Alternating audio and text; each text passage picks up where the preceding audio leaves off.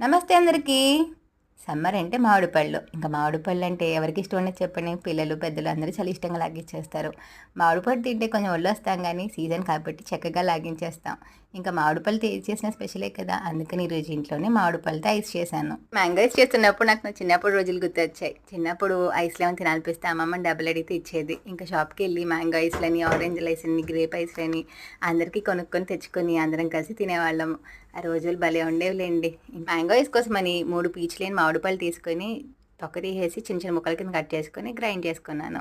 ఇప్పుడు ఒక ice cream మోల్డ్స్లో వేసుకుని అందులోకి కొంచెం మ్యాంగో ముక్కలు వేసుకుని అలాగే గ్రైండ్ చేసుకున్న పేస్ట్ కూడా వేసుకొని మూత పెట్టేసి ఐస్ క్రీమ్ మోల్డ్స్ని డీప్ ఫ్రిడ్జ్లో పెట్టేయాలి. రాత్రి అంతా ఉంచేసి నెక్స్ట్ డే మార్నింగ్ తీసి ఒకసారి రన్నింగ్ వాటర్ కింద పెట్టి ఐసులు తీస్తే చాలా ఈజీగా వచ్చేస్తాయి.